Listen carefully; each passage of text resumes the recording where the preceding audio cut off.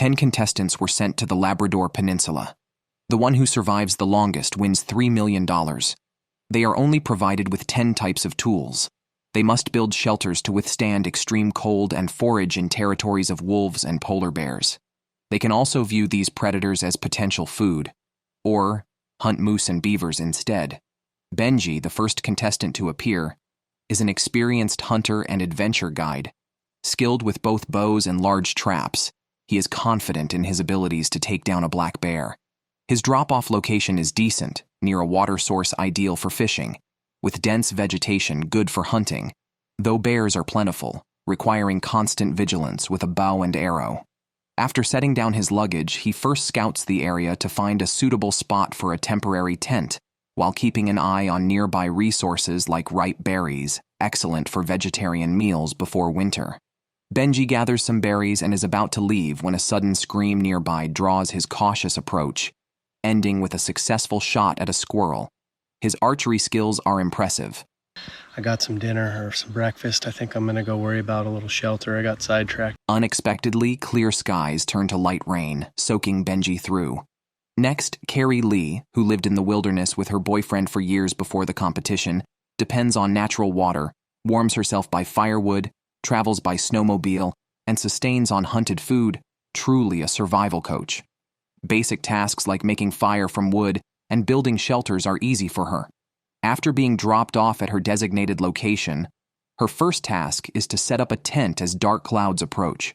Considering the constant dampness, she prepares with some dry hay and nearby dry branches to quickly set up a temporary shelter using a taut rope and waterproof fabric to last the night. However, she spends the night battling black flies and wakes up covered in bites, forcing her to relocate. Crossing through the woods to a swamp, Carrie Lee stops at some bushes indicating large animal presence. Hearing a noise, she shoots an arrow but misses. After a careful track, she finally locates the animal on a hillside, takes aim, and this time hits her target, a grouse. I got a grouse. Woohoo! Second day, I got game. Woo-hoo-hoo. Starving, Carrie Lee quickly plucks and cooks it with berries, only missing some spices. Before the competition, Jacques was a glacier guide. He used to climb ice and deal with bears, and was even attacked by black and brown bears. Growing up in poverty, he learned various survival skills early on, excelling in fishing, hunting, and building. Thus, he felt capable of winning this season's championship. However, reality proved challenging. On the third day, he found fresh bear droppings and identified them as from a polar bear, very close to his shelter. While worried, he suddenly found a wild animal trap hidden in the bushes. The rules allow using any found items, giving him an advantage as if starting with an extra piece of equipment, and it's more useful than traps made from stones and sticks. On the fourth day, Jacques, just awake, heard noises nearby. Carefully stepping out with his bow, he shot at a big tree, and a poor squirrel fell down. He never imagined breakfast would come to him this way. Killing something is an incredibly final act. It can never be taken back. But as he was about to start cooking, an even more amazing thing happened. A chicken was peeking at him. Unable to resist such fortune, Jacques followed it quietly and then shot an arrow straight through it. Having been hungry for 4 days, Jacques quickly cooked and enjoyed the chicken, which tasted incredibly delicious. Jessie used to be an Air Force survival escape instructor. After retiring, she made a living by training students.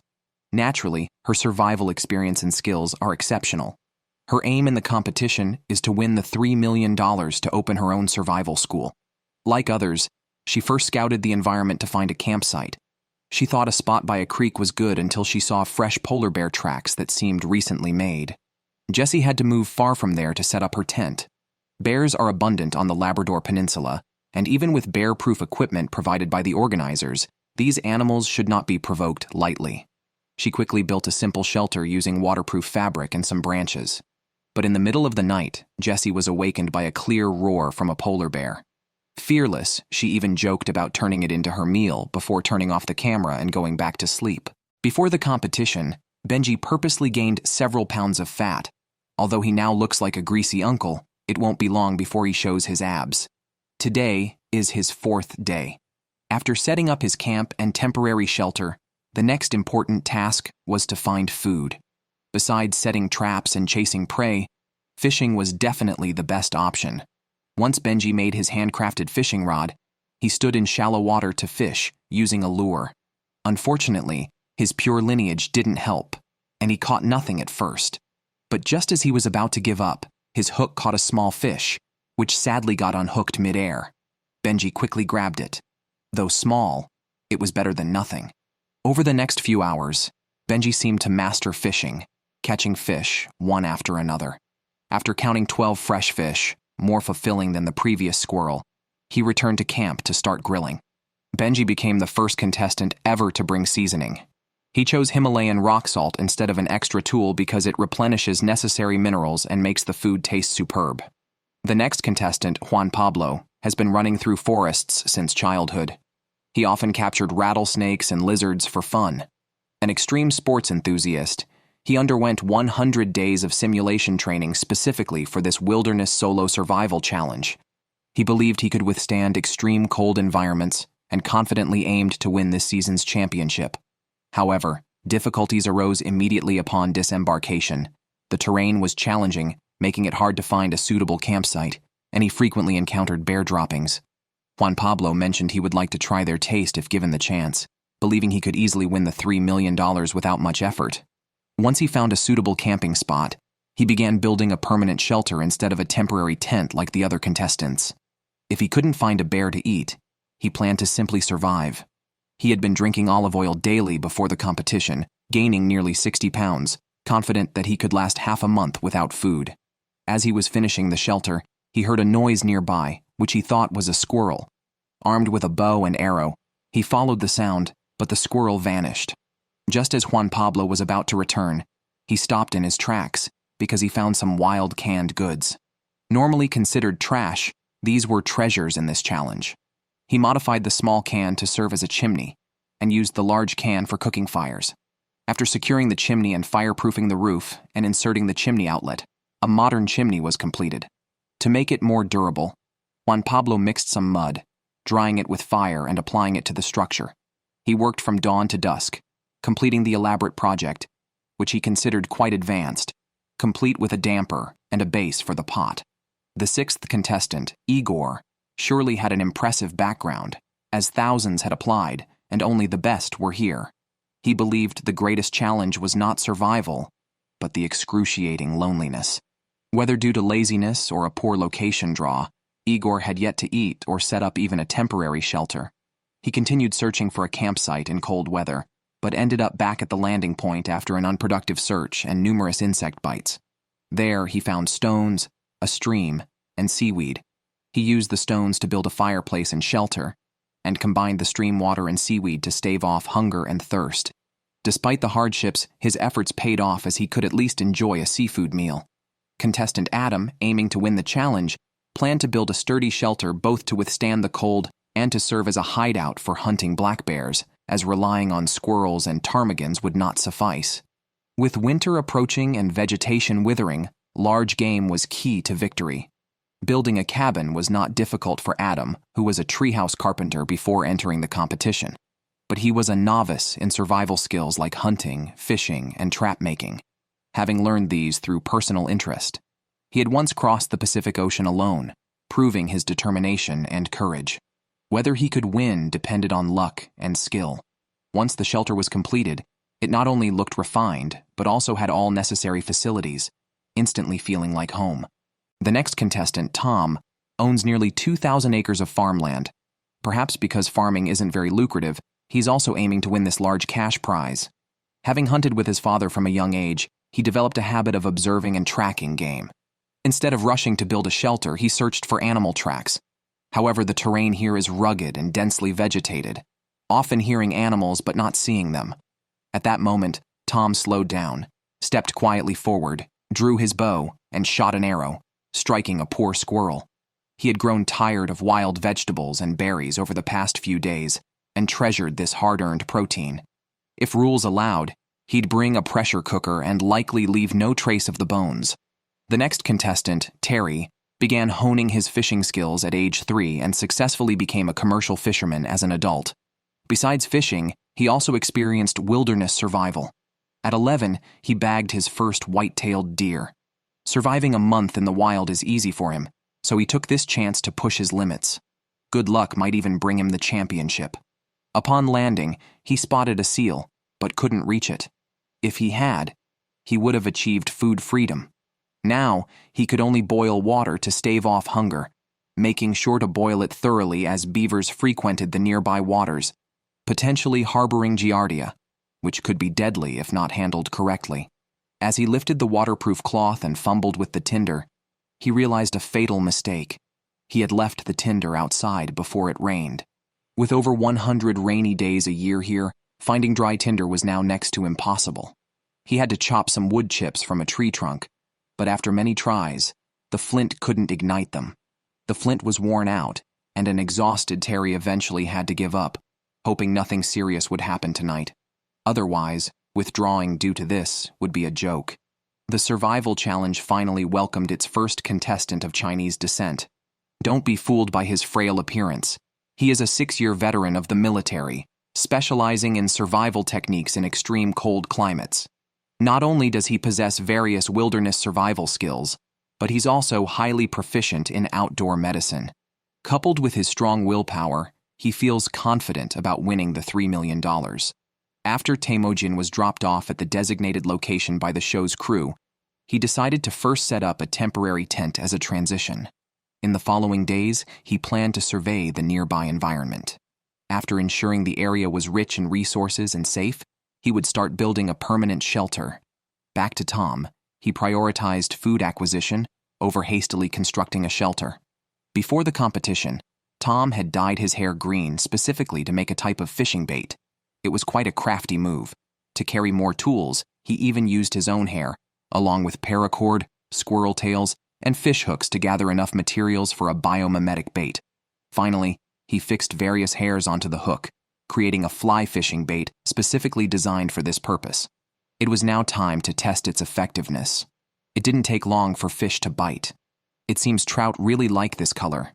In less than an hour, he caught 3 large fish. The 6th day arrived quickly. Terry finally managed to start a fire. The moment he took big gulps of boiling water, the satisfaction was indescribable. Replenished with water, he finally had the energy to build a shelter. He was expected to construct a luxurious log cabin, but after much effort, he only managed a melon shed. Whether he would improve it remained to be seen. Now, in extreme hunger, he urgently needed to find food. As a commercial fisherman, it was time to show his true skills. Though his makeshift fishing rod was simple, his knowledge of fish habits soon led to a big catch. Carefully pulling it to shore, he couldn't help but thank the trout. Teeming, after days of scouting, began building a permanent shelter. To stay warm in the upcoming winter, he built a moss-insulated wall and planned a fire pit for heating. Choosing the best spot beside his bed, he started digging with a stick, creating what is known as a Dakota fire pit. Although it featured a smoke vent, it did not pass through the shelter, proving great for cooking but less effective for heating. To make it sturdier and more durable, Teeming reinforced it with river mud. Satisfied with the final ignition test, the next important task was securing food. By the 8th day, Adam had completed his luxurious shelter. With no bears visiting in the past few days, he decided to take the initiative with his bow and arrows. Quickly finding animal droppings on a trail, he smiled after examining them. Though he followed the trail and missed a bear, he found a ptarmigan instead. His shot missed, and he lost the arrow, but he found another ptarmigan while searching for the arrow. After aiming carefully, he missed again, losing another meal and the arrow, which frustrated him. To avoid attracting bears with the scent of meat, Jacques didn't bring the fish directly back to camp, but processed it by the shore. So far, Jacques was doing well, having eaten squirrel, ptarmigan, and now roasted fish. On the 12th day, after losing 2 arrows trying to shoot a ptarmigan, Adam decided to make a fishing rod from an ironwood branch. Despite its lower flexibility compared to bamboo, it was the best option available. He removed some iron rings from a tarp, which fit perfectly on the rod as line guides. Soon after testing it by the shore, he caught a small fish, followed by several more in quick succession, filling his plate before dark.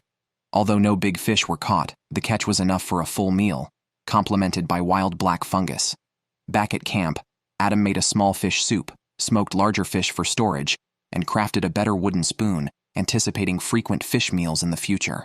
Meanwhile, Jacques, though only days into the challenge, had already lost 10% of his body weight. With rain clouds gathering, he hurriedly gathered dry wood. As Jacques was working diligently, a sudden noise came from nearby. He quickly crawled into his tent, grabbed his bow and arrows, and cautiously walked into the woods. Unfortunately, his shot missed. Jacques swiftly chased after it and finished it off with a knife. The poor squirrel finally stopped moving. Jacques did not show any joy on his face. Instead, he felt a mix of guilt and self-blame. But considering the huge prize money, he eventually stewed the squirrel. After eating his fill, his convictions began to waver. While he could accept eating it to survive, he questioned whether doing so for money was right. As night fell, his regrets deepened.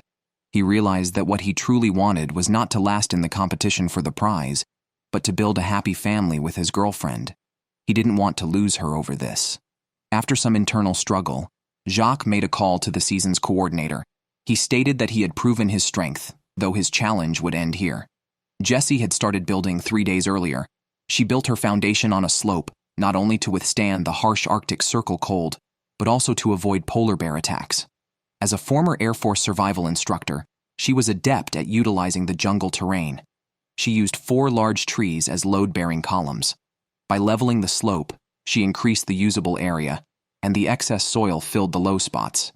The soil was loose, so it didn't take long to level the ground. Next, she needed to collect logs to build the framework. Hauling over 30 pounds of wood each time was somewhat strenuous for Jessie, especially since she hadn't eaten much recently.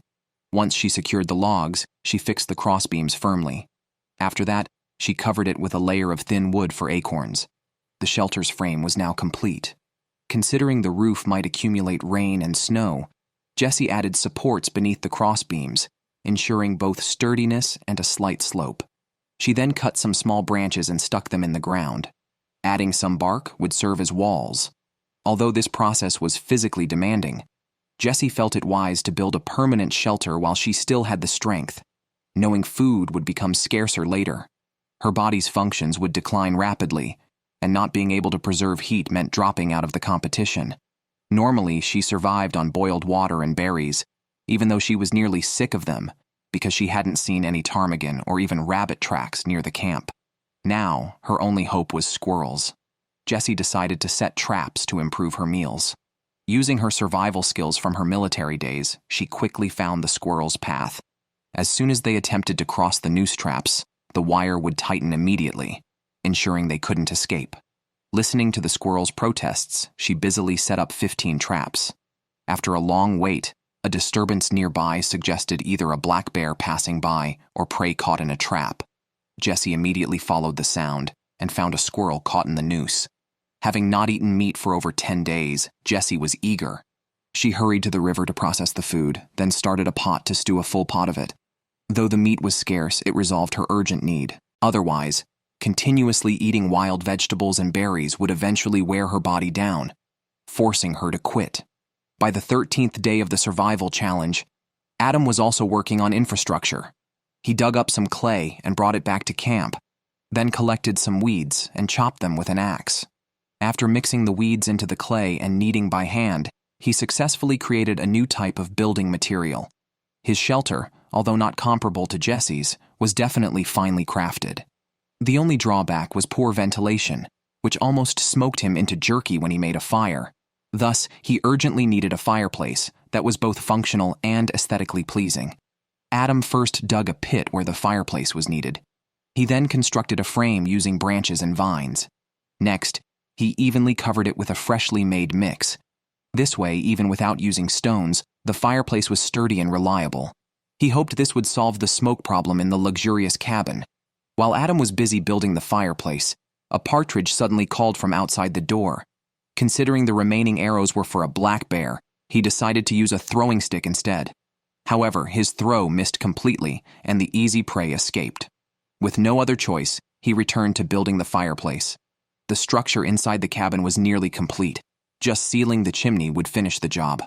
Adam quickly started a fire to test it.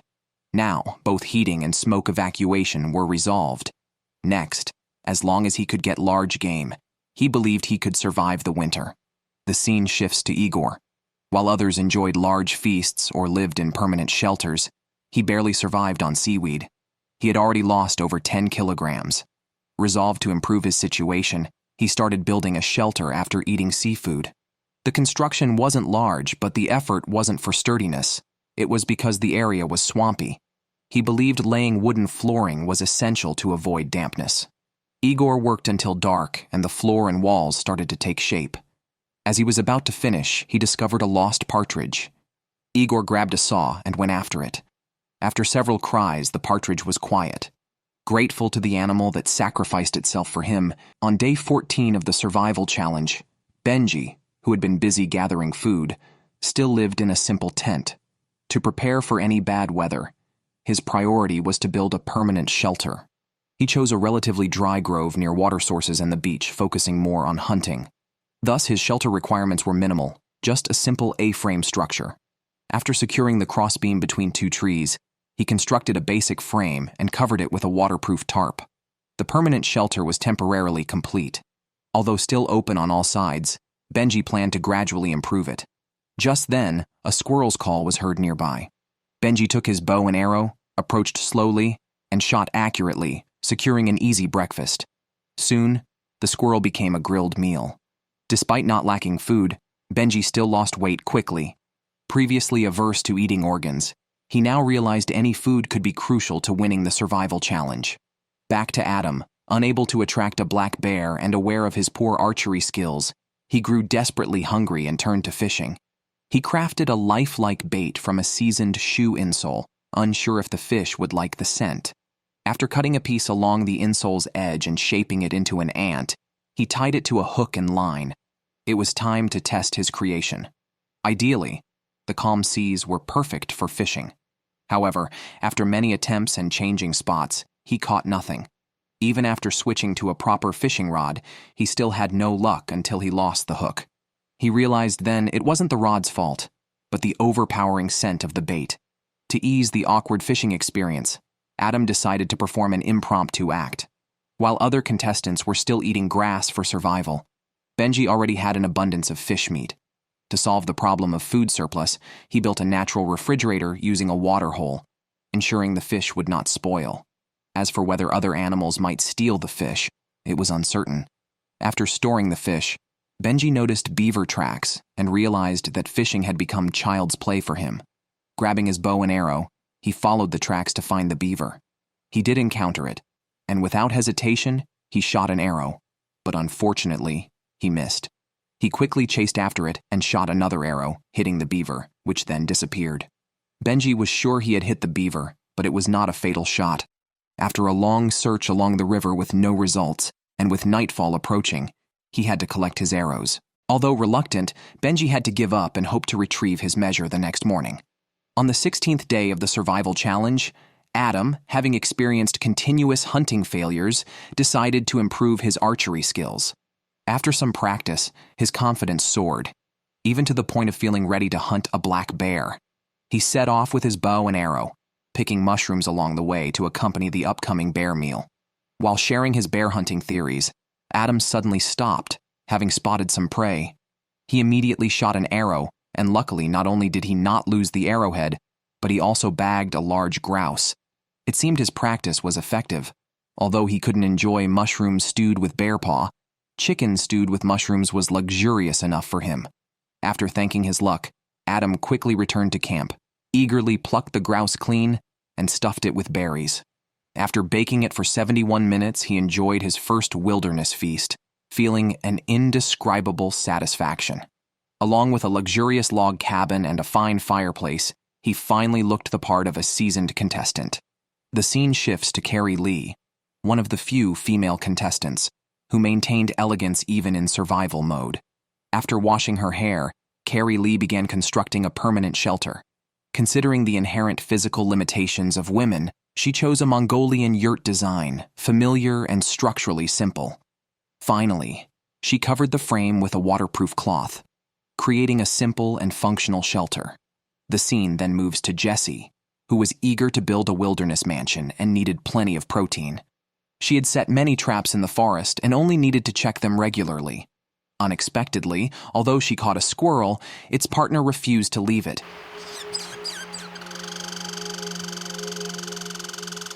which completely overwhelmed Jessie.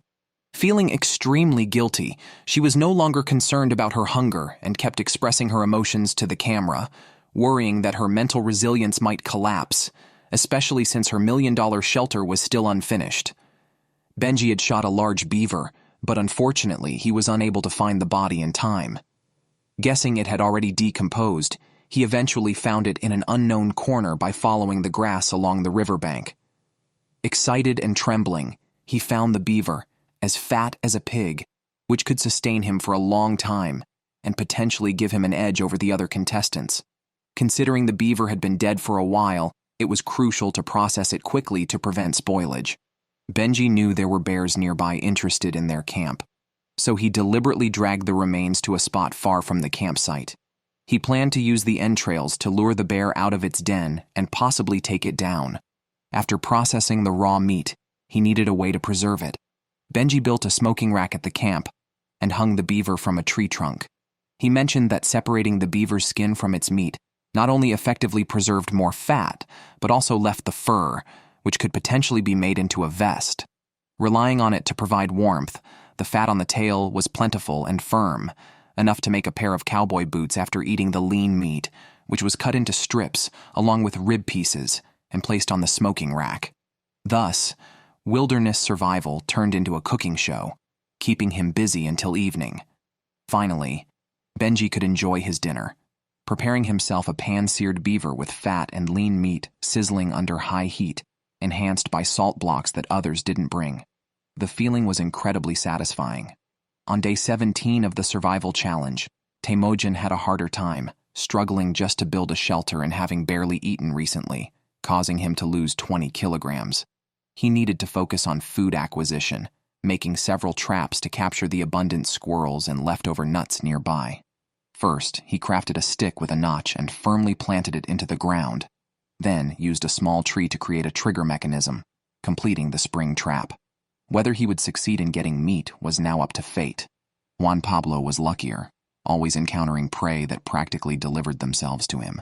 Unfortunately, his archery skills were lacking, and after aiming for a long time, he shot at nothing but air, forcing him to venture deeper into the forest. Surprisingly, he found something by the creek. By analyzing the footprints left on the ground, he estimated the bear weighed about 400 kilograms. Juan Pablo had been waiting for it for a long time and decided to set up an early warning system nearby. He tied a string of tin cans with animal entrails inside as bait. Any bear attempting to eat would trigger the alarm. For extra safety, he also made a large bell from a found rusty pot and large nails, which made a much louder noise on impact, ensuring he would notice immediately. Back to Teeming, who had stewed a pot of hot soup early in the morning. Seeing him enjoy it, you might think he had managed to catch a squirrel or a grouse, but it was just berries and leaves. It seems the Asian contestant is indeed tough, having survived on water all this time. He still had high hopes for his traps. After breakfast, he went to check them, but said the squirrels hadn't returned home yet. He could only collect some firewood to bring back. Just then, there was a sudden noise nearby. Teeming hurried back to camp to grab his bow and arrow. He finally encountered a large grouse, but his first shot got stuck. Fortunately, it fell soon after. Teeming quickly processed it. It had not been easy eating wild vegetables and berries for over 10 days. Today, he could finally improve his diet. Ignoring the processes of frying or stewing, he directly started a fire to roast the grouse. The moment he tasted the meat, he felt revived. Survival Challenge Day 18. Terry's situation isn't looking too good. He hasn't had a bowel movement for over 10 days due to a lack of food. Thus, he set his sights on a beaver and arrived at the riverbank early to wait. The beaver was leisurely doing aerobic exercises, oblivious to Terry's observation. As an experienced hunter, Terry knew he had to be patient and not act rashly, aiming for a one-shot kill. However, after several hours, the beaver finished its morning routine and went home, forcing Terry to give up and decide to try again the next day when the beaver wouldn't be so lucky. Switching to Tom, he finally started building a shelter. His choice of location was quite meticulous, promising good insulation once completed. His survival strategy mainly focused on food, so he went hunting with a bow and arrow right away. Luckily, he didn't have to go far before he heard a bird and quickly caught it. His archery was indeed impressive. However, the bird alone wasn't enough for him. He was after the fish in the water. This time, Tom planned to use the bird's feathers as fish bait, noting that cutting any more of his own hair would leave him bald. Once everything was set, he started fishing. Perhaps the bird feathers weren't as effective as his own hair. After many arm-wearying attempts and changing countless fishing spots, he finally caught a fish. It seemed large by the disturbance it caused in the water. Soon, the brook trout was on the grill, accompanied by a pot of bird and berry soup. Before eating, he laid out a pine branch tablecloth, maximizing the ritualistic feel of the meal. Hopefully, he can continue to thrive in this style. In contrast, Igor's situation is dire. Without food for energy and facing cold weather, he had to rely on yoga to warm up. While others might be hungry, at least they had shelters, but Igor hadn't even managed a proper frame. He had eaten a ptarmigan a few days ago, but that was it, and his shelter construction was consuming a lot of energy. Today, he had planned to try his luck fishing, but Igor was not good at fly fishing. Despite vigorous efforts, no fish took the bait. Fortunately, it wasn't all for naught. He managed to find a scallop, small but still meat. Excited, Igor immediately decided to cook a seafood soup for himself, lighting a large fire to stew the scallop with seaweed for a genuine seafood feast. He held onto the shell for a long time, reluctant to throw it away. Meanwhile, Benji, who was satisfied with hunting a beaver, now aimed at a black bear. Using the leftover beaver entrails as bait, he planned to attract the bear.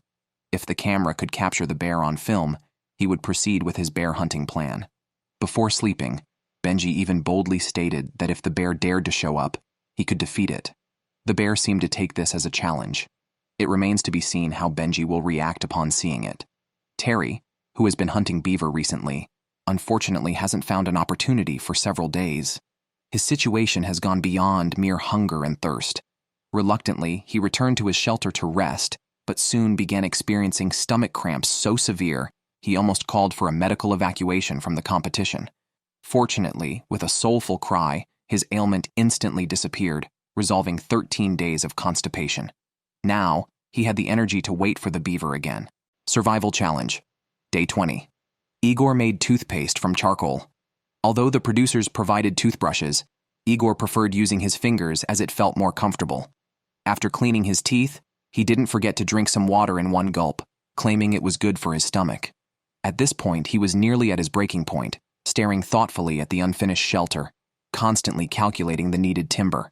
Despite the daily deficit in energy, the thought of the prize money kept him going. He carved grooves with an axe for the shelter's structure, repeating these steps over and over. However, his body weakened day by day, and the trees felt heavier each day. Living on seaweed, Igor felt his body was at its limit. Now he was not just thinking about survival, but how to convince himself to keep going.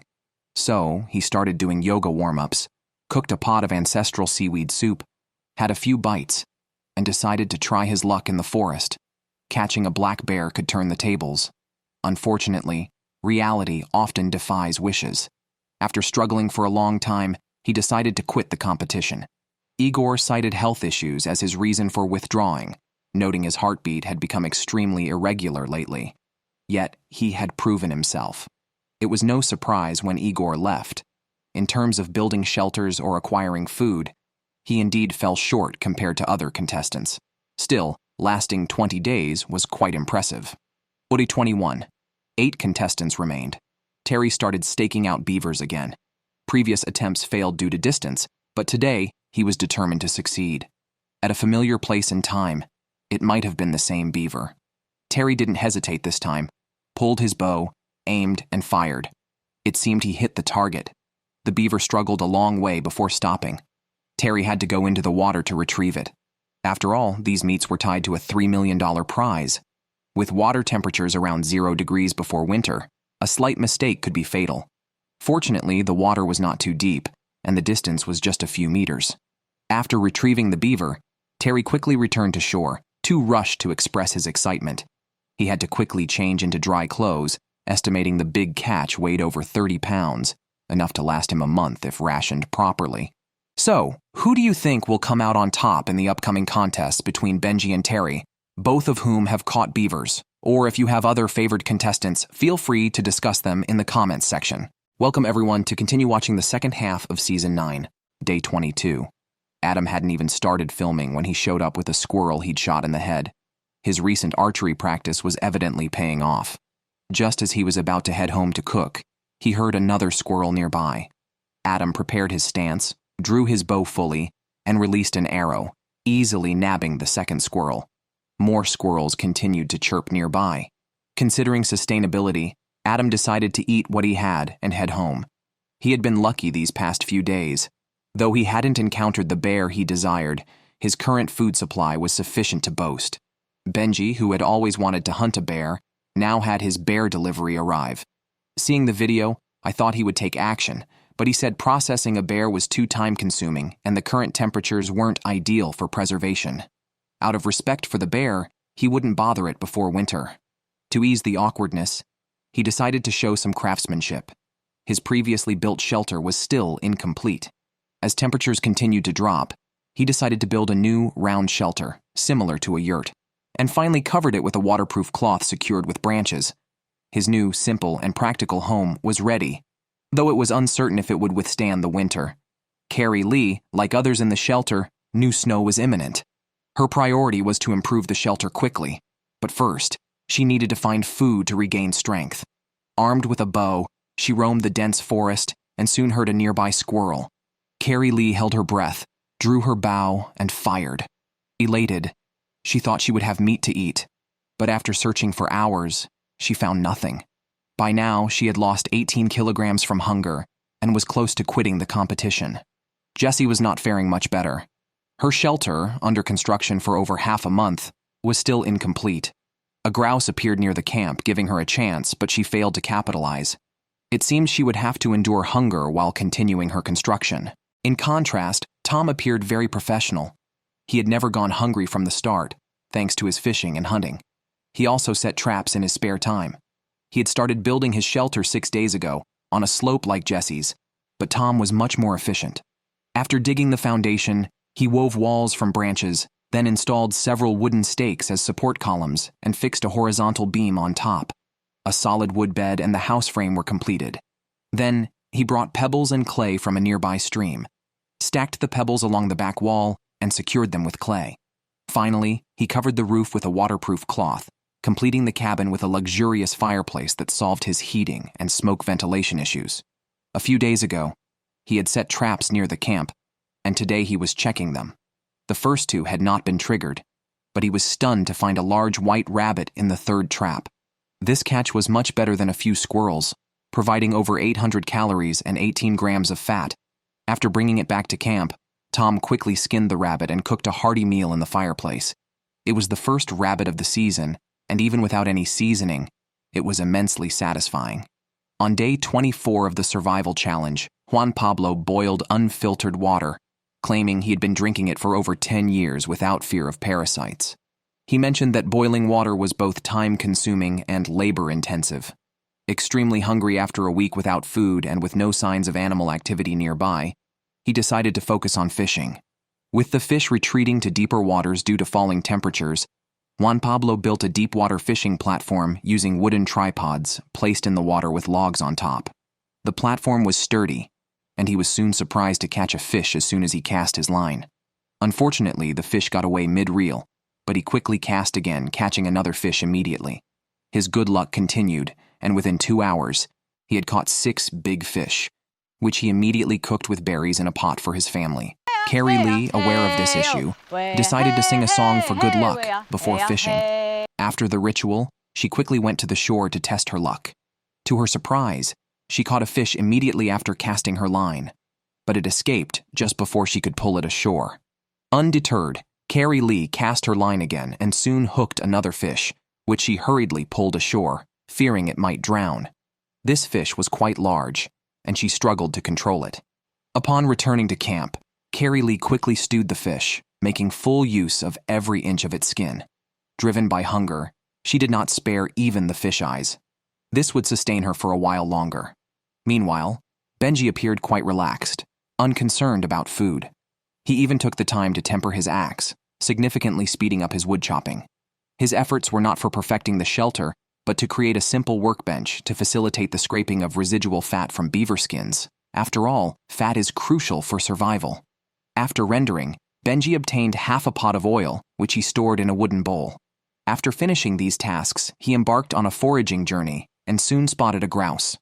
Perhaps due to recent ease, he missed with his first 2 arrows, but managed to secure the bird with the third. Benji processed it by the shore and enjoyed fried chicken and beaver fat that evening. Unexpectedly, the next morning, Benji woke up with a slight stomach ache. To address this, he decided to practice Qigong, a therapy originating from China. Despite his earnest efforts and an additional self-created audio therapy, there was no effect. He resignedly turned to herbal remedies, gathering herbs along the riverbank and consuming a full pot. He then lay on the beach for a sunbath, hoping to overcome his ailment. On the other hand, Adam was initially doing well, but also began experiencing stomach pain. While eating berries, he suspected a gastrointestinal parasite. Thinking a day's rest might help, he was worse by morning and decided to try birch bark tea. Though unsure of its effectiveness, he knew he had to try, as not trying meant certain withdrawal from the challenge. Fortunately, the tea alleviated his symptoms, and after a hot bath, he felt reassured to continue the challenge. Benji, however, was not so lucky. He suffered constant stomach cramps and chills, with his temperature steadily rising. By day 27 early morning, his condition worsened severely, leading to frequent diarrhea and severe dehydration. Convinced he had contracted beaver fever, he knew he needed medical treatment soon, or he might not survive the night. At 6 a.m., as snow began to fall, it seemed to foretell a grim end. After much thought, Benji called for rescue. The crew quickly responded, and his unexpected departure was truly a shock. Despite his potential to win, the unknown risks of such challenges made health far more valuable than money. It is hoped that he will recover soon after returning home. Preserving beaver meat became a major challenge in the humid environment, as the meat would spoil in days. Terry decided to slice the meat into thin strips for better smoking and dehydration, reserving the less removable parts for soup. During this process, a notorious camp raider, the Gray Jay, eyed the meat. To prevent theft by neighboring animals, Terry built a sturdy smoking oven that effectively deterred predators and reduced the smoking time. After neatly stacking the beaver meat and lighting pine branches underneath, he secured the smoking rack and sealed the oven with sticks. Now, he could look forward to the smoked meat being ready. Survival Challenge Day 28.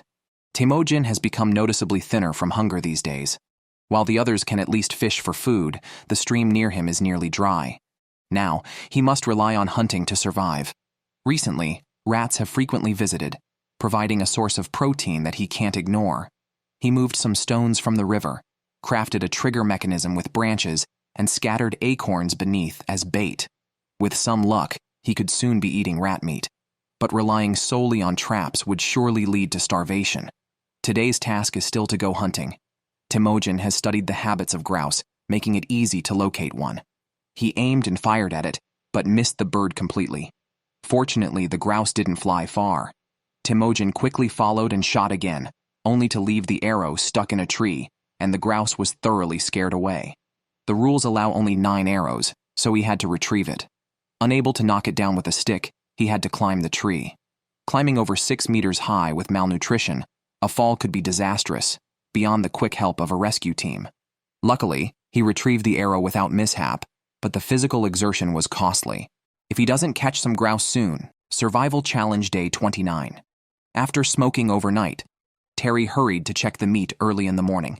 Lifting the sticks released a fragrant aroma, though the color was somewhat unappealing. With no additives or harsh processing, even in this damp location, the meat could be preserved for 2 months. Terry's anxiety was finally eased. The jerky needed to be packed for later consumption. Breakfast would be connective tissue only. Although these cuts weren't suited for smoking, they were delicious when fried. After eating, he rendered some fat, filled a pot with water, and added large bones, soon producing a rich broth. Drinking a full pot felt exhilarating. With a bit more careful gathering, survival shouldn't be a problem. As the first Asian participant living alone in the wilderness, he finally saw a chance for a turnaround. Despite the grouse not having much meat, it could sustain Teeming for a week. Just as he felt fortunate, a second grouse came along. After a month of eating wild vegetables and berries, he was eager to return with the meat. Unexpectedly, on his way back, another grouse appeared. It seemed he had disturbed a nest.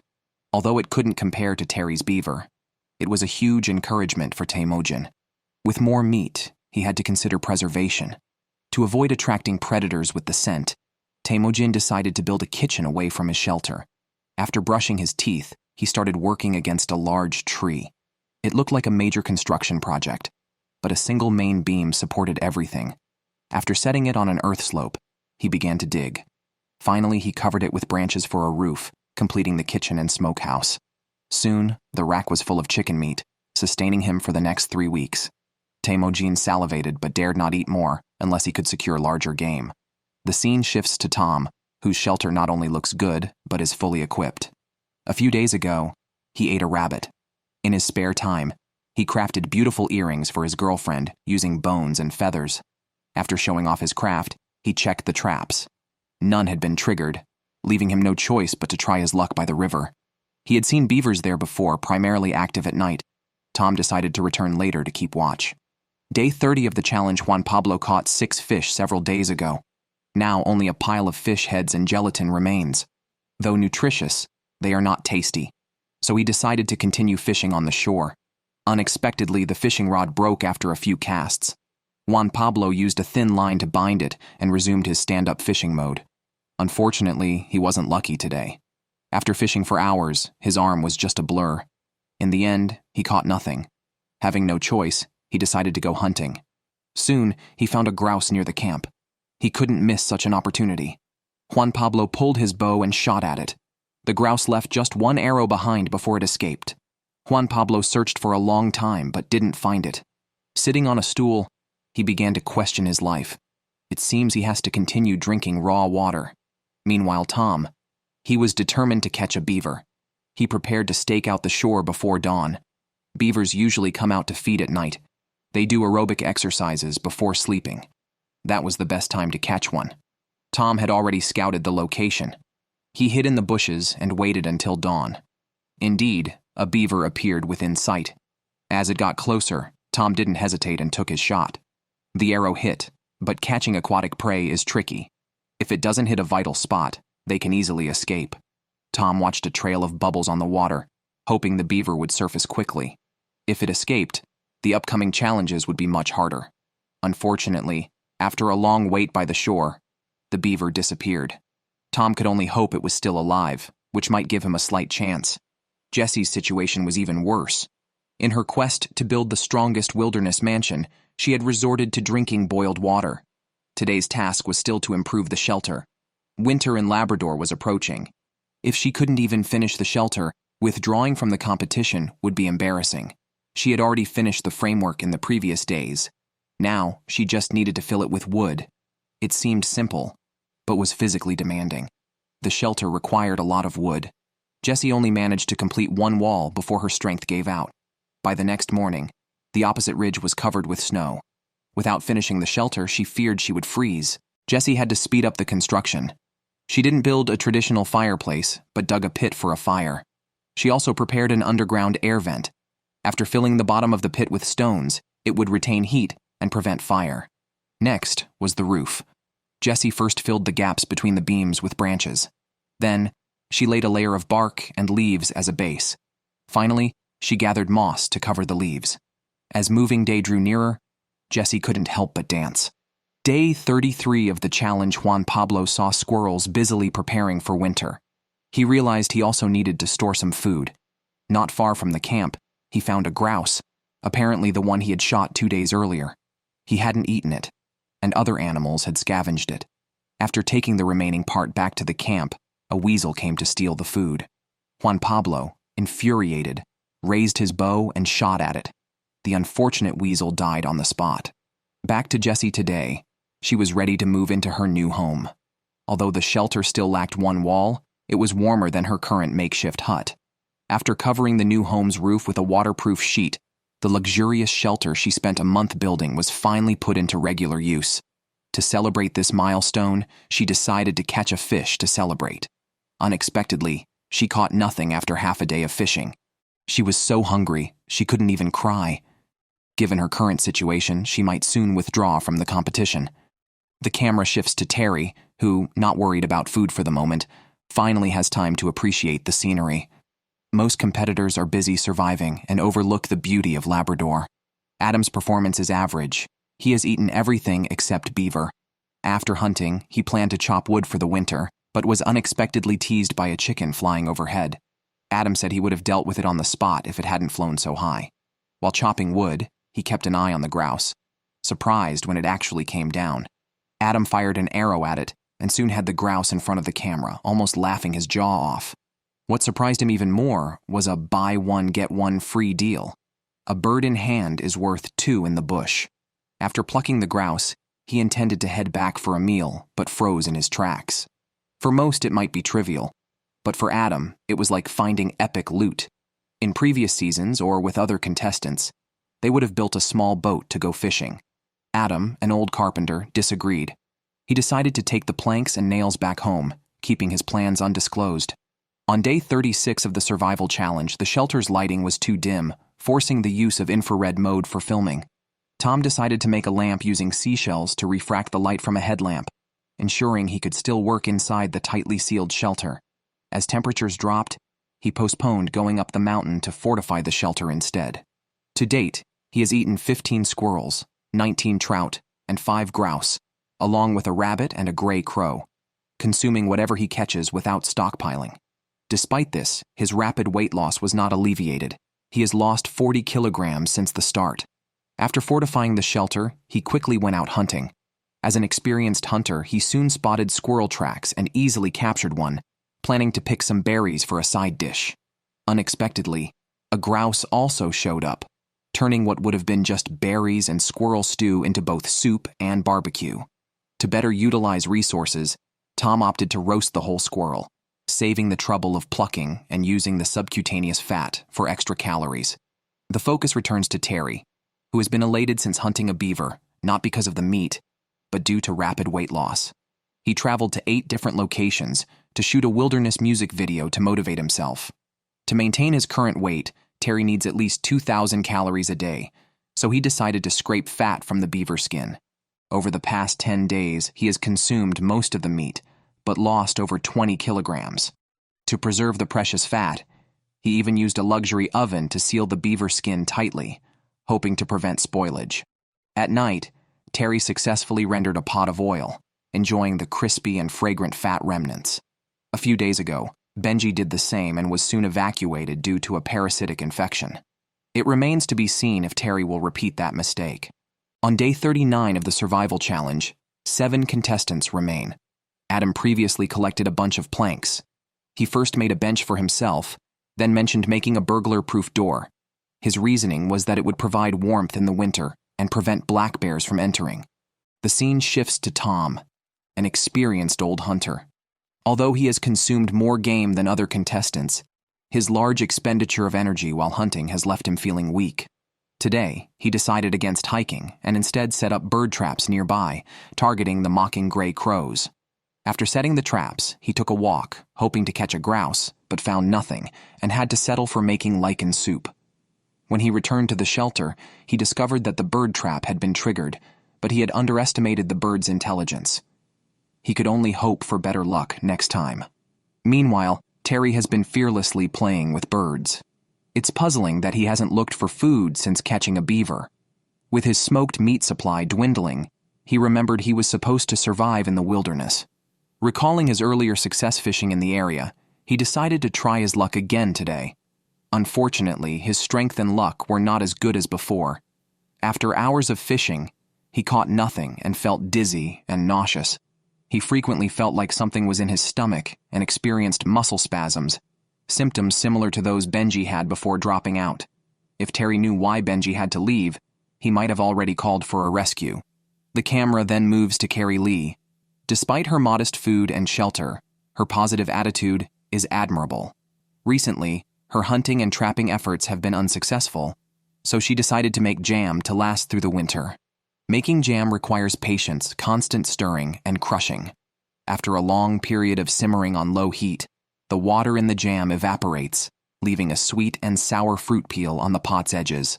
Properly stored, the jam could last 2 months and be very useful.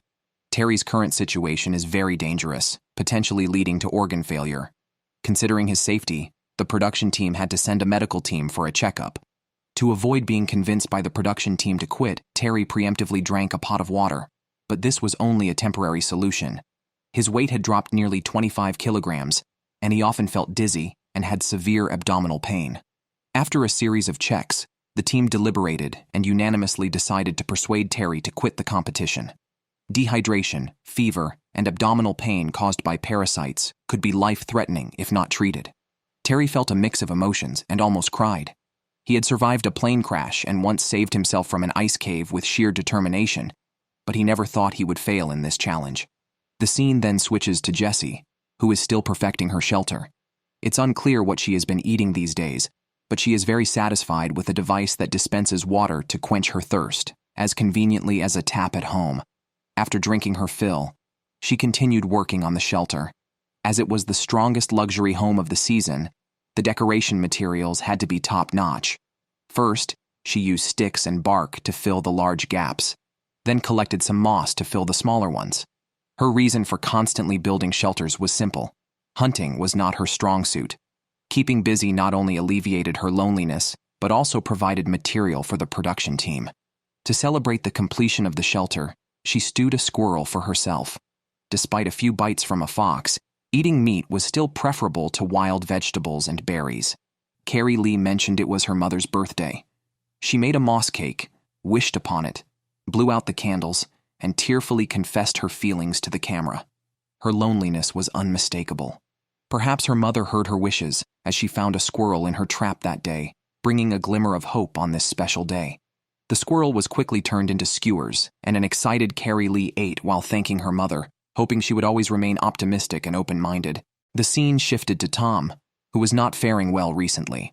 Since his failed attempt to hunt a beaver, he had rarely been seen gathering food. His bird traps were ineffective. With winter approaching, he had to fortify his shelter. Malnourished, he found it hard to concentrate on work. He had intended to prune some branches on a hillside, but being already thin, the fall felt like hitting the earth bone first. He felt completely dismantled and had no choice but to rest back at the shelter. Now the only remaining veteran hunter of the season, it was uncertain how much longer Tom could hold out. He thought a good sleep might revive him, but he woke up feeling even worse. Thus, Tom decided to keep watching for beavers, hoping to either scavenge a carcass or hunt a fresh one to have ample time to recover. Unfortunately, he stayed out until dawn without spotting any beavers and had to continue eating lichen. After breakfast, he wanted to fortify the chimney, but ended up injuring himself more severely than before while collecting mud in a tree. It was unclear if he could keep going. On the other hand, Teeming was making a strong comeback. Although he had initially survived on berries, he had been thriving recently, not just with roasted squirrels, but also stewed partridges. He had planned to stew a squirrel for breakfast today, but a nearby partridge disagreed. Seizing the opportunity, Teeming followed the noise and successfully captured it with a well-aimed shot. The partridge had eventually met the same fate as the squirrel, which greatly pleased Teeming, who couldn't resist sharing his hunting tips. As the survival challenge reached day 42, Carrie Lee, having eaten too many berries, found her teeth stained blue.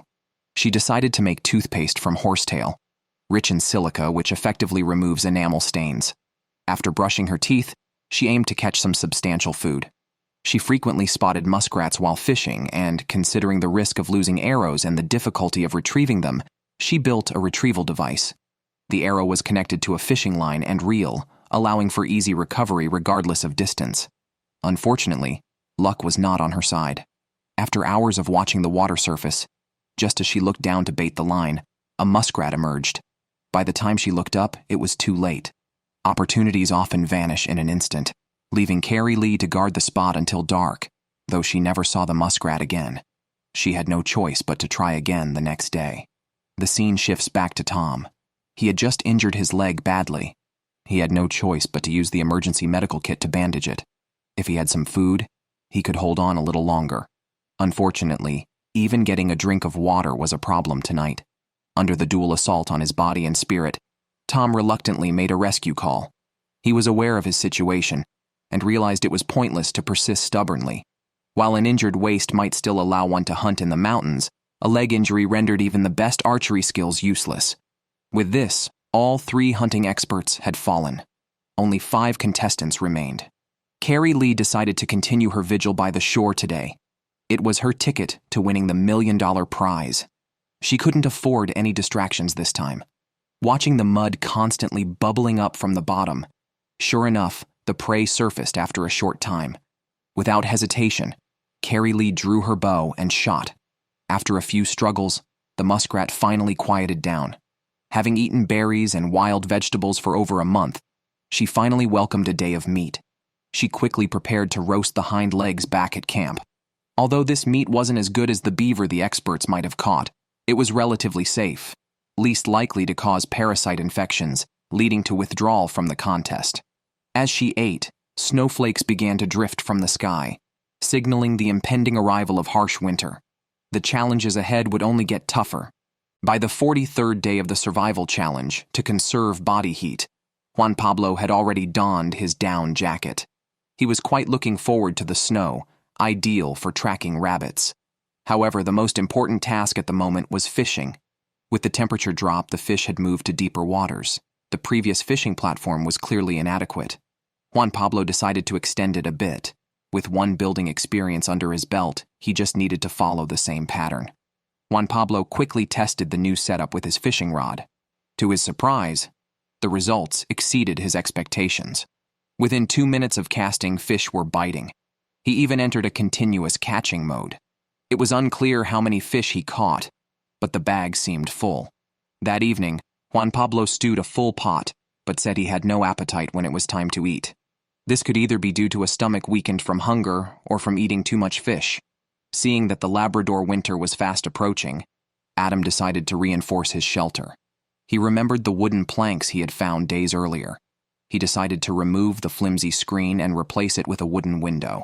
With tools and nails at his disposal, the transformation process was straightforward. The next most crucial task was securing food. This season, the contestants seemed adept at hunting. Adam, armed with a bow and arrows, eventually discovered a new body of water that looked promising for beaver or big fish. Then, while roaming the jungle, he suddenly spotted a rabbit. It was a rare opportunity. Without hesitation, Adam shot it. Back at camp, he stewed a pot of rabbit meat, which was not only tender and juicy but also more energizing than grouse. Jessie had spent a month building a log cabin, pouring all her energy into this project, but neglecting the most crucial survival factor. These days, her diet was limited to wild vegetables and berries, with a squirrel being the most luxurious meal. Although her wilderness mansion was now complete, she had lost over 20 kilograms due to hunger. She even felt nauseous these last few days. She needed to check her traps for any potential food. Unfortunately, they were empty. Jessie's spirits collapsed instantly. Now, winning the $3 million prize was the least of her worries. Surviving had become the main concern. Last night, Jessie fantasized about various delicacies, but ended up boiling water to stave off her hunger. Thinking it would last her through the night, she vomited within minutes due to excessive stomach acid. In desperation, Jessie decided to eat some charcoal, hoping it would neutralize the acid, anticipating she might find food the next day. It's day 44 of the survival challenge, with only 5 contestants remaining. Previously, Carrie Lee caught a muskrat, used its teeth as a Halloween prop, and fashioned its pelvis into glasses to enhance her quirky and impressive performance. Adam, not to be outdone, had prepared props days ago for a special act involving a grouse demanding candy and causing trouble when not given any, leading to Adam's comically angry response. Even if disqualified, the show would not let their efforts go unrewarded. Teeming, more grounded, originally from Singapore, commemorated his ancestor today, missing his grandfather. Jessie's situation worsened. After eating charcoal yesterday, her acid reflux returned tonight. With no food, she continued eating powdered charcoal, which felt like consuming sesame paste, but ended up causing severe vomiting. She spent the night throwing up, constantly hydrating to prevent dehydration, tearfully determined not to quit. By morning, the medical team arrived urgently as Jessie hadn't sent her safety check-in, nearly shocked to find her breathing barely detectable. They diagnosed her with a gastric ulcer that could lead to bleeding if not promptly treated. Despite her reluctance, quitting seemed inevitable for her survival, hoping for a swift recovery post-show. Now on day 48, to outlast others for the prize, Teeming resorted to drinking dirty water as winter approached and edible plants and berries withered. With most animals hibernating, only squirrels and bears remained edible, but his weakened state made bear hunting unlikely. Spotting squirrels became his only hope. As he scouted, 2 squirrels appeared, and Teeming immediately turned to shoot with his bow, startling them greatly. Hunger had clearly impaired his performance, having lost a significant amount of weight and strength. Hunting had become too challenging for Teeming, and without a new survival strategy, he might be next to leave. Meanwhile, Carrie Lee remained upbeat, often holding wilderness concerts, seemingly from a past entertainment career. Today, with animals more active under the new moon, she saw a hunting opportunity. However, her first arrow rebounded dangerously close to hitting her.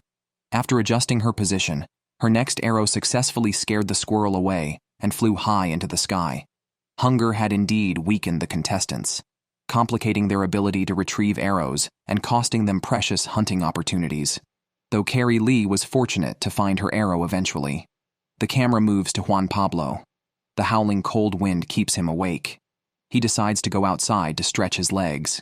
He hangs up a clothesline and airs out his moldy sleeping bag, making his survival a bit more comfortable.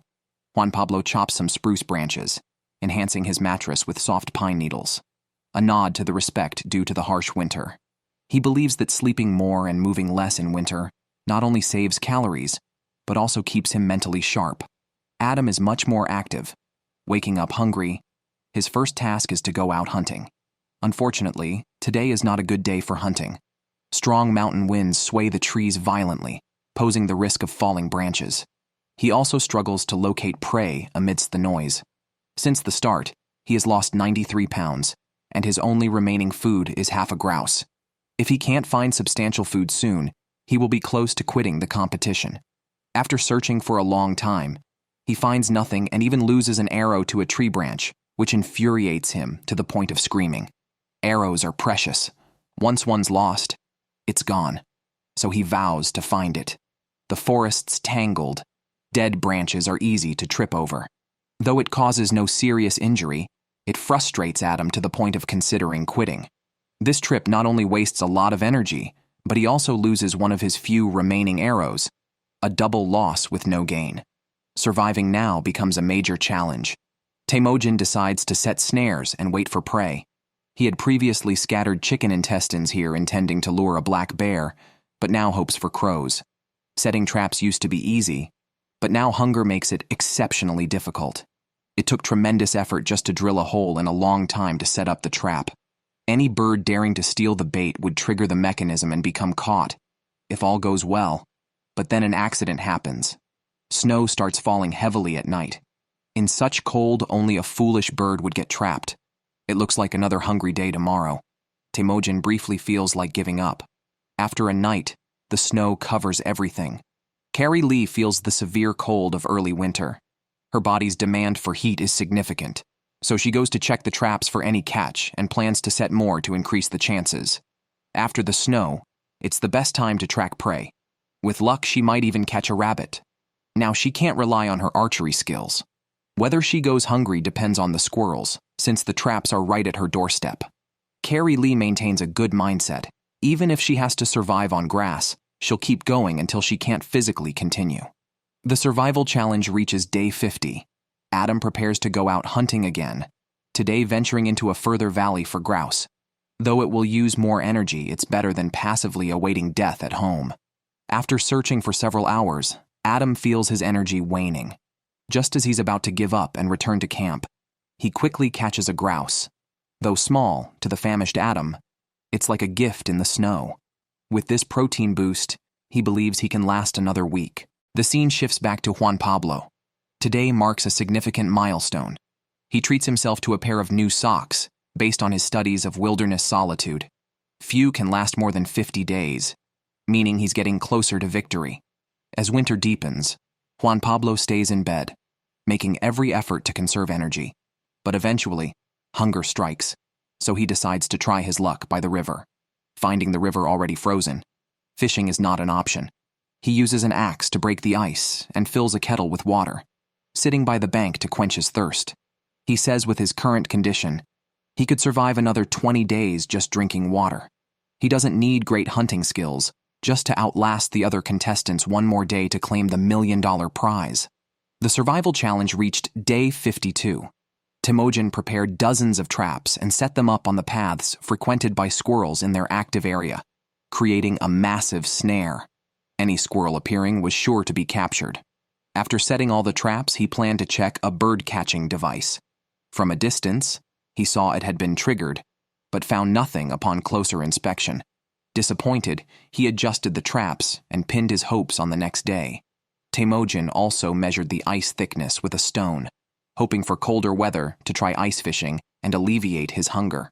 Carrie Lee observed the river, soon to be fully frozen, and took out her long unused fishing rod.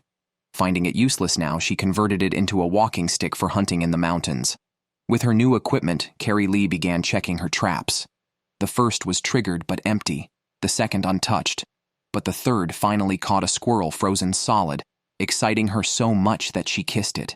Considering the scarcity of food, she only cooked its legs, saving the rest for tomorrow. Meanwhile, Adam lamented his visible abs due to lack of protein, with his weight dropping daily. He remembered his initial goal to hunt a large animal and win the championship. Today, he sought bear tracks, ready to fight despite his weakened state. Previously a quick climb, now he had to stop for breath and soon lacked the strength to continue. Reaching his physical limits, he sat by the riverbank contemplating whether to stay or go, determined not to be carried out by the crew. Returning to camp, he unexpectedly received a partridge delivery but chose not to eat. Having made up his mind, he decisively used a satellite phone. Although not finishing the challenge, Adam had no regrets, having given his all each day, learning gratitude and appreciation. Only 3 contestants remained as the challenge entered its final phase. Teeming's trap caught another animal. Tired of wild vegetables and berries, he dealt with it physically, gaining just enough energy for several days in the harsh cold environment. The key to victory often lay in enduring just one more day or even hours, proven by Teeming outlasting 7 competitors. On day 53, a heavy snow began covering everything. With colder days ahead, Carrie Lee finally decided to increase warming measures. The most effective method was installing a fireplace. After clearing a spot, she placed a bundle of dry wood and used dried grass to make clay, wrapping it around dead branches. This confusing process resembled nothing like building a fireplace. Carrie Lee then brought another bundle of wood, stacking it on the clay mound and lighting fires inside and outside. It turned out she was building a chimney. The burning wood dried the clay and left a natural channel, but the internal fire wasn't finished burning when the entire setup and Carrie Lee's patience exploded, leading her to curse loudly. Juan Pablo truly lives up to his reputation. Now, he doesn't even leave his sleeping bag to dress. He claims that the human body can survive 1 to 2 months on water alone without food. He is currently practicing this survival strategy. Except for spending 2 minutes to go out and fetch water, nothing can stop him from continuing to lie still. However, considering the snow can be a meter deep, he decided to reinforce his shelter in advance to prevent it from being crushed by the snow. After securing it with 2 branches, he said his physical activity was already overloading, and he needed to return to his sleeping bag immediately to recover. Teeming's shelter, although airtight, formed ice on the side facing the strong winds.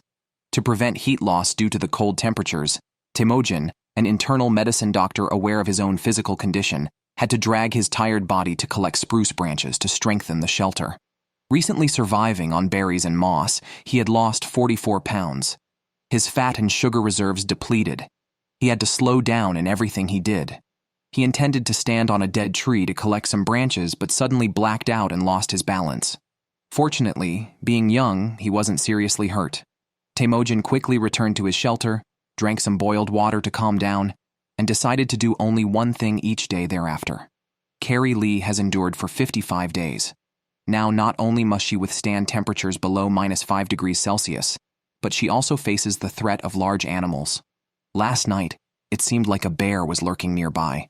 Unfortunately, Carrie Lee did not dare to confront it.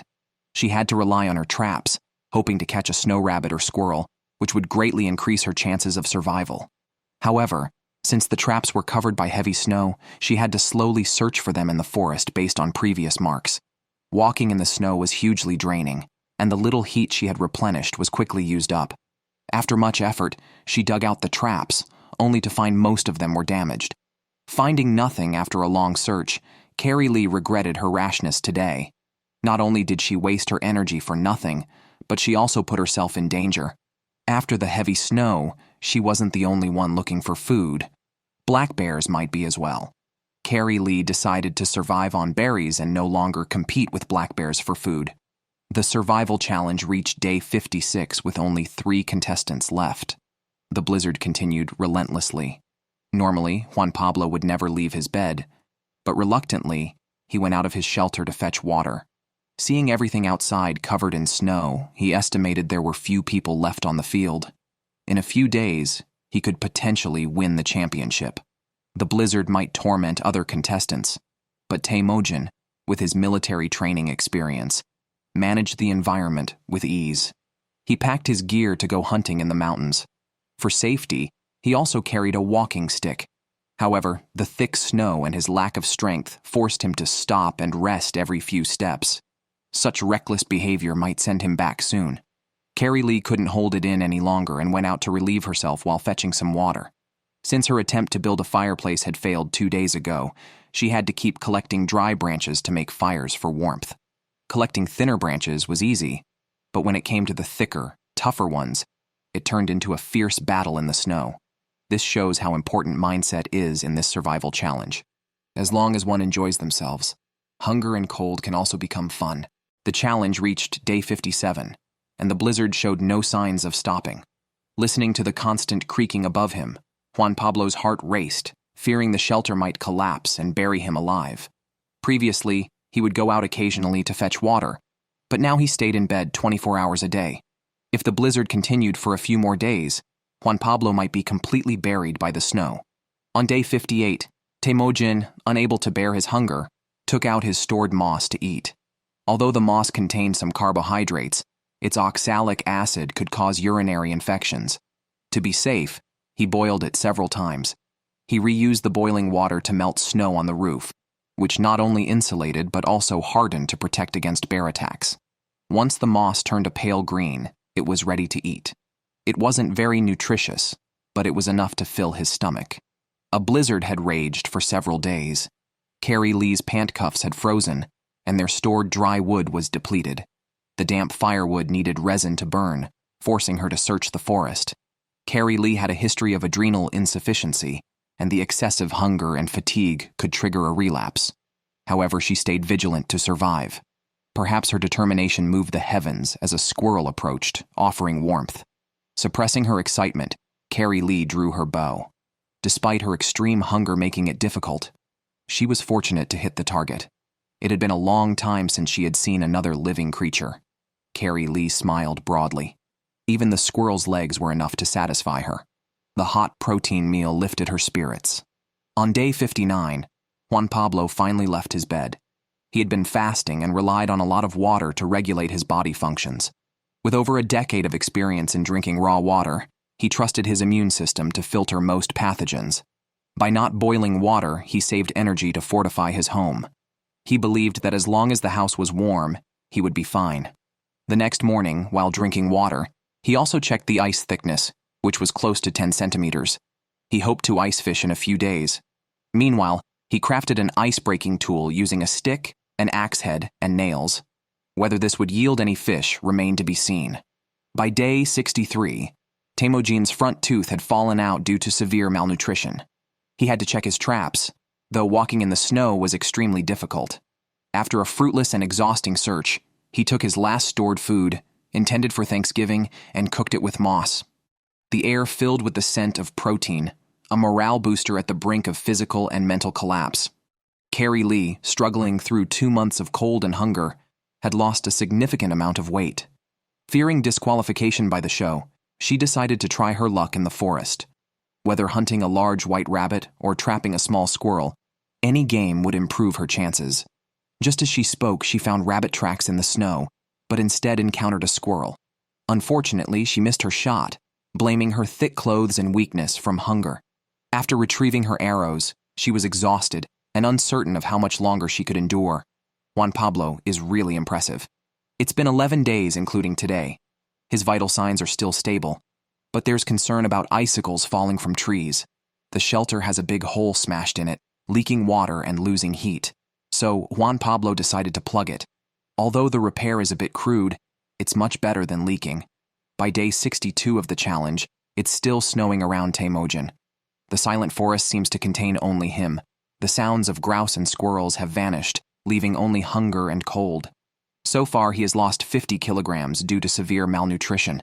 Heating has become a luxury, and small dry branches are hard to come by. Carrying them back to camp is even harder. He feels completely drained, barely hanging on, and might be forced to quit at any time. The camera turns to Juan Pablo, who, besides hibernating, is just drinking water. While fetching water, he checked the ice thickness, which is clearly too thin for ice fishing. So he decides to go back to the shelter to make tea. After recording many days of sleeping videos, he feels embarrassed.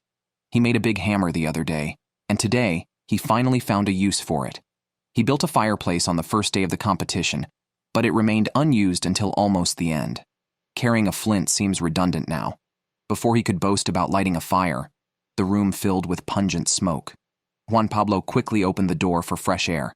It turns out the furnace chamber was an old paint can, emitting toxic fumes when burned. Fortunately, he had picked up many cans before and decided to replace the old one with a new one. Removing the old can did not damage the structure. After inserting a new can and sealing it with clay, the smoke was successfully vented outside.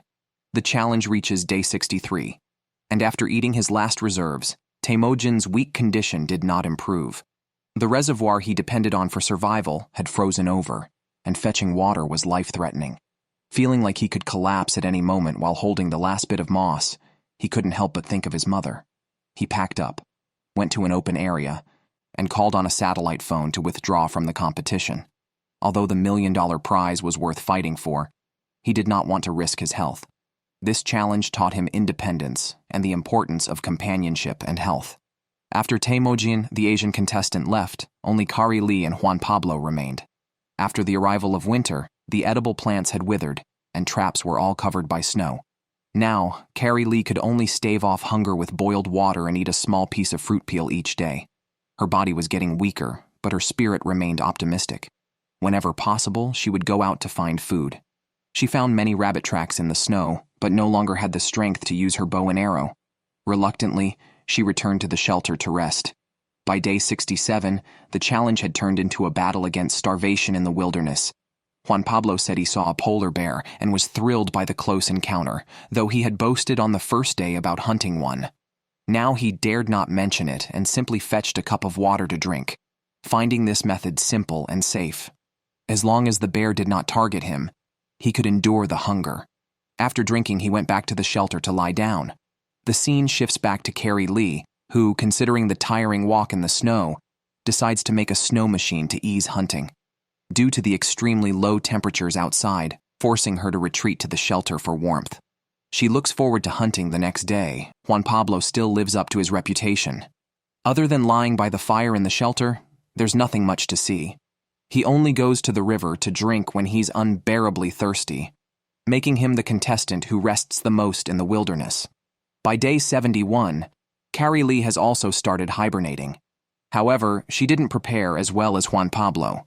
By this stage, all contestants have become skin and bones, and sleeping on the bare bed causes pain. Juan Pablo made his bed thicker for hibernation, which is much more comfortable than Kari Lee's. By day 73, the lake had completely frozen over. Although Juan Pablo had made an ice-breaking tool and had been mumbling about looking forward to ice fishing for days, he now says he just went out to clear his mind. It seems he was just talking nonsense purely for filming. By day 75, Kari Lee couldn't hold on any longer. Her optimistic and open-minded spirit was completely shattered. At over 50 years old, she didn't have Juan Pablo's youth or a warm shelter, making it a miracle she lasted this long. After much hesitation, she chose to quit the competition. Carrier Lee didn't join just for the prize money. She also did it for a friend with cancer who longed to live in nature but was confined to a hospital bed. To let her friend see more of the natural world, Carrie Lee kept going until now. Although she didn't win the $3 million prize, she has no regrets. Compared to her friend's chemotherapy, this hardship was worth it. After Carrie Lee left, only Juan Pablo remained. If he passed the medical examination, he would be the champion. The crew sent him a notification discreetly. To ensure his vital signs would pass, Juan Pablo quickly got up to boil water. After drinking 3 liters of hot water, the crew's helicopter arrived. After a medical check by the staff, his weight had dropped significantly, but his physical functions were still normal. After not interacting with people for over 2 months, Juan Pablo couldn't help but chat with them. Then his girlfriend came up from behind, and they embraced, crying tears of joy. Although Juan Pablo's way of winning was unique, he ultimately outlasted all other contestants and was the deserved champion. That wraps up Season 7. See you next time.